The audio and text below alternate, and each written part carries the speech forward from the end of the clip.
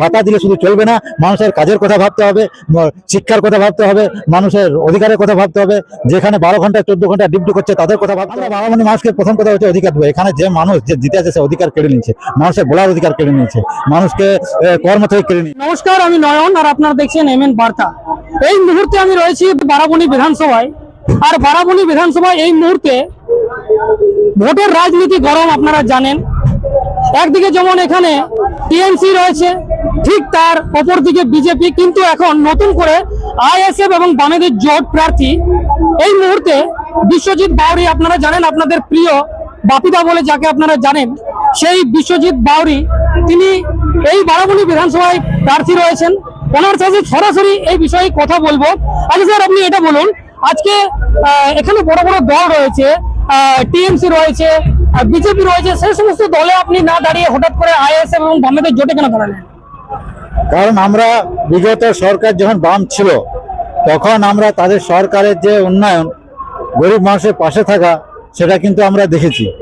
এখন যিনি আইএসএফ আছেন নওশাদ সিদ্দিক ভাইজান, উনি যেভাবে গরিব মানুষের কথা বলে আমরা ওর কথাতে মনোভূত হয়ে তাই ওনার পার্টিকেই আমরা জয়েন করেছি।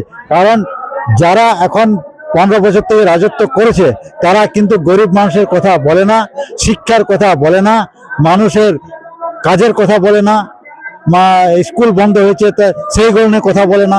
তার জন্য আমাদের ওদেরকে না করে আমরা আইএসএফের দলটাকে বেছে নিয়েছি এবং সিপিএম জোট প্রার্থীকে আমরা করে নিয়েছি। আজকে দেখা যাচ্ছে যে এই তৃণমূল কংগ্রেস তারা যুবশ্রী দিচ্ছে, কন্যাশ্রী দিচ্ছে, এরকম অনেক রকম ভাতা দিচ্ছে তারা। তো আপনারা এই বারাবণীতে যদি আপনারা ক্ষমতায় আসেন তাহলে কি দেবেন আপনারা মানুষকে? প্রথম কথা হচ্ছে যে আমরা ভাতা যেগুলো আছে, সরকারি যেগুলো প্রকল্প তৈরি করেছেন সেগুলোর প্রতি কোনো রকম কিছু হবে না, যেরকম ছিল সেরকম চলবে এবং সেইগুলো আরো কিভাবে ডেভেলপ করা যায় তার কথা ভাববো। কিন্তু ভাতা দিলে শুধু চলবে না, মানুষের কাজের কথা ভাবতে হবে, শিক্ষার কথা ভাবতে হবে, মানুষের অধিকারের কথা ভাবতে হবে। যেখানে 12 ঘন্টা 14 ঘন্টা ডিউটি করছে তাদের কথা ভাবতে হবে। কিন্তু একটা কথা, আপনি আগে তো এখানে গ্রাম পঞ্চায়েত ছিলেন কোন একটা জায়গায় এবং সেখান থেকে আপনি ছেড়ে এসেছেন, তো আপনি ভালো বুঝবেন সেখান থেকে আজকে এখানে আসার পথ কেন আপনার?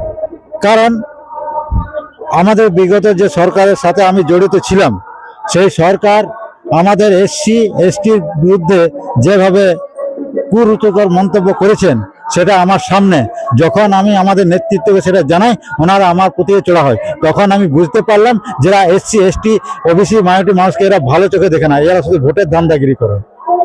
এখানে দেখা যাচ্ছে এখানে যিনি দীর্ঘদিন থেকে বিধায়ক রয়েছেন উনি বলছেন যে বারাবণীতে নয়, এখানে বদলা হবে। কেন? দেখুন, বদলা উনি অনেক দিন থেকে লিখছেন। কারণ দেখুন, বারাবণীতে যে ফ্যাক্টরিগুলো এখন চলছে সেখানে 12 ঘন্টা ডিউটি করছে, মানুষকে 12 ঘন্টা খাটাচ্ছে, তাতে 8 ঘন্টা যে পয়সা সেই পয়সাটাও তারা ঠিক মতো পাচ্ছে না, অথচ 12 ঘন্টা করে খাটাচ্ছে।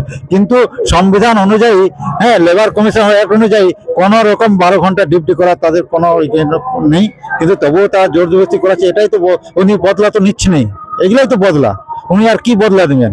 তো আপনার কি মনে হচ্ছে যে বারাবণী আপনাদের আগামী দিনে এই যে ইলেকশনে আপনাদের কি মনে হয় জিতবেন? আশা করছেন? একদম 100% জিতবো। কারণ এখানে আমাদের 70% 80% আমাদের এসসি এসটি ভোটার আছে। এসসি এসটি মানুষের নিয়ে যারা কুরুচিকর মন্তব্য করেছে তারা তো আর ওদেরকে ভোট দিবে না, ওরা ভোটটা আমাদের এসসি এসটি মানুষকে দিবে এবং মাইনরিটি আছে সাথে, তার বিগত ভালো মানুষ আছে যারা অন্য সম্প্রদায়ের আছে, জেনারেল কমিশন এবং বিভিন্ন জাতির আছে, তারাও আমাদেরকে ভোট দিবে। কারণ নওশাদ সিদ্দিক ভাইজান যেভাবে মানুষের অধিকারের কথা বলে তারা ভোট দিবেন না। আপনি এখন একটা গুরুত্বপূর্ণ কথা বলছেন যে এসসি এসটি ওবিসিদের কথা বারবার বলছেন, মাইনরিটিদের কথা বারবার বলছেন, কিন্তু স্যার একটা কথা যে আজকে দেশে সংবিধান রয়েছে, সংবিধান অনুযায়ী প্রতিনিধিত্বের কথা বলে সংবিধান, কিন্তু আজকে এই যে বিধানসভা রয়েছে এবং আসানসোল টোটাল পশ্চিম বর্ধমান প্রায় 9টা বিধানসভা, 9টা বিধানসভায় কোনো এসসি এসটি কোনো রিজার্ভ সিট নেই, কিন্তু আপনি জেনারেল সিটে আপনি দাঁড়িয়েছেন একজন এসসি কমিউনিটির হয়ে, কি বলবেন?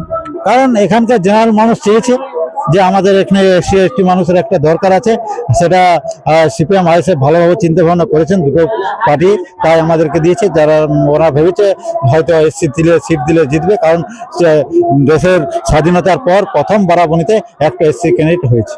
আপনারা বারাবণী এলে আপনারা কি দেবেন? আমরা বারাবণী মানুষকে প্রথম কথা হচ্ছে অধিকার দেবো। এখানে যে মানুষ যে জিতে আছে সে অধিকার কেড়ে নিয়েছে, মানুষের বলার অধিকার কেড়ে নিয়েছে, মানুষকে কর্ম থেকে কেড়ে নিয়েছে। আমরা মানুষের কর্ম দেবো, শিক্ষা দেবো, জল দেবো, পানীয় জল দেবো।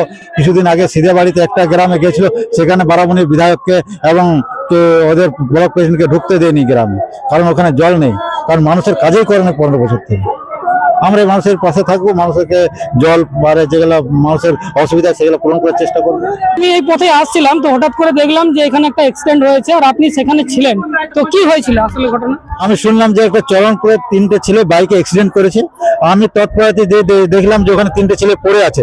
আমি তাড়াতাড়ি ওদেরকে তুলে আমার গাড়ি দিয়ে তাদেরকে জেলা হসপিটালে আমি পাঠিয়ে দিলাম। আমি মানুষের পাশে এরকমই আছে। এর আগে এনে আমি বিগত আরো 2-4 বার যে আমার সামনে চোখে অ্যাক্সিডেন্ট হয়েছে তাদেরকেও আমি করছি। দোমানিতে একজন আমাদের কিছুদিন আগে অ্যাক্সিডেন্ট হয়েছিল ওম বাবু বলে, তাই কাল্লাতে আমি নিজে তাকে তুলে এবং হসপিটালে নিয়ে যেয়ে তাকে চিকিৎসা করেছি। আজকেও আমি এখানে পড়ে থাকতে দেখি আমার মনে হলো না, আমি নিজে তাকে তুলে নিয়ে যেয়ে গাড়িতে পড়ে আমি গাড়ি দিয়ে পাঠিয়েছি। বারাবণীর মানুষকে কি বার্তা দেবেন? বারাবণীর মানুষকে একটাই বার্তা দেবো, আপনার বিগত 15 বছর সরকারকে দেখেছেন, একবার বাম জোট আইএসএফ প্রার্থী তাদেরকে আপনি দেখুন, মনে হয় এর থেকে আমরা ভালো উন্নতি করব। আপনারা আমাদের খামচিহ্নে ভোট দিয়ে জয়যুক্ত করবেন, আমরা বারাবণী মানুষের পাশে থাকবো। আমি মনে করি না যে আমি বারাবণীর ক্যান্ডিডেট, আমার মনে হয় যে বারাবণী সকলের ক্যান্ডিডেট। বারাবণীর মানুষ যদি আমাকে জয়যুক্ত করেন, জানবে যে বারাবণীর মানুষ সকালেই এমএলএ, সকালেই ক্যান্ডিডেট। আমি হয়তো সেটা পরে হিসাবে থাকবো।